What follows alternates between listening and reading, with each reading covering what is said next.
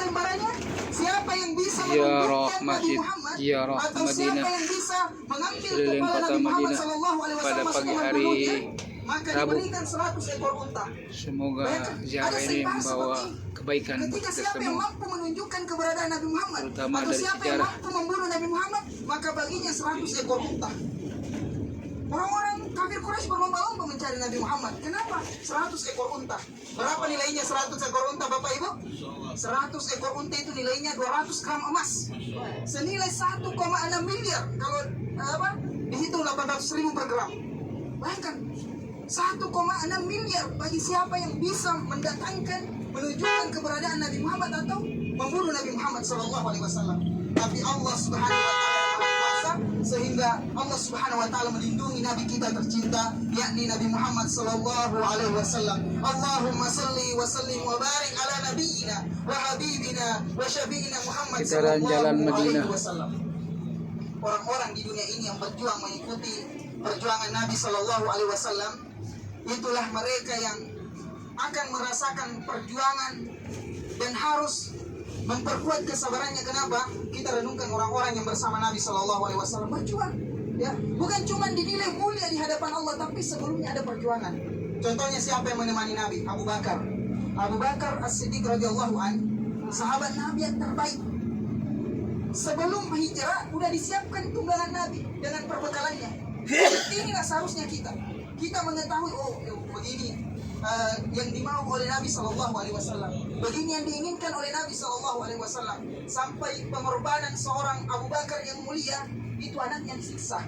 Ketika Abu Bakar As-Siddiq tidak ada di Mekah, maka datanglah Abu Jahal laknatullah mencari Abu Bakar di rumahnya. Kemudian pada saat itu Abu Jahal tidak menemukan Abu Bakar kecuali anaknya. Ditanya, di mana bapakmu, di mana Abu Bakar? Anak yang mulia ini mengetahui keberadaan bapaknya tetapi tidak mau. Dia berbohong dalam segi seperti ini, dalam peperangan itu boleh untuk menyelamatkan kaum muslimin, tetapi tidak dalam segala hal, ya, kecuali ingin dibunuh atau kecuali ingin menyelamatkan kaum muslimin, karena ini adalah taktik strategi. Dia tidak menyampaikan bahwa di mana keberadaan bapaknya, tapi apa yang terjadi? Dia ditampar oleh tangan yang kasar Abu Jahal, seorang wanita yang mulia, sampai anting-antingnya putus. Bagaimana rasanya ibu, bapak, ketika anak perempuan kita yang kita cintai ditampar oleh orang-orang yang jahil, orang-orang yang kasar, ya, sampai anting-antingnya putus. Inilah perjuangan kemuliaan seorang Abu Bakar bersama anaknya yang mulia dalam memperjuangkan Islam. Jadi tidak mudah mengikuti perjuangan Nabi Shallallahu Alaihi Wasallam.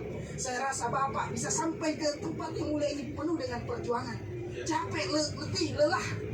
Tapi coba bayangkan, tidak semua orang bisa sampai ke tempat ini. Banyak orang yang kaya tetapi tidak diberikan kesempatan. Tetapi alhamdulillah Allah memberikan kesempatan kepada kita, ya.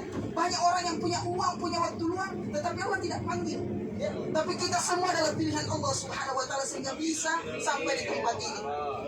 Maka renungkan apa tujuan kita, niat kita selalu diperbaharui. Jangan sampai hanya sekedar jalan-jalan. Kita datang di sini untuk menghapus dosa-dosa kita di hadapan Allah. Kita datang di sini untuk lebih dekat kepada surga Allah Subhanahu wa taala. Kita datang di sini bukti kecintaan kita kepada Nabi dengan harapan kita membersamai Nabi sallallahu alaihi wasallam di akhirat kelak nanti. Allahumma amin. Insyaallah setelah ini mungkin kita akan ke Masjid Quba, ya. Masjid Quba insyaallah.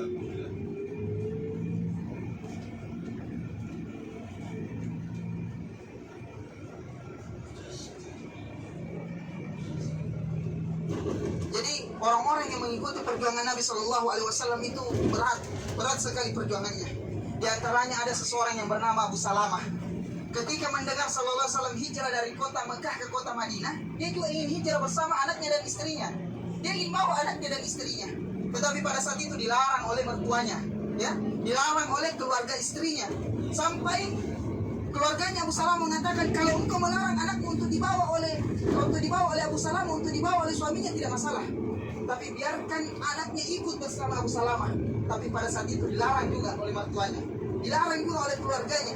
Sampai di dalam sejarah jelaskan saling tarik menarik. Sampai pada saat itu anak Abu Salamah cacat. Bayangkan, anak Abu Salamah cacat, dan Abu Salamah meninggalkan istri dan anaknya demi Islam.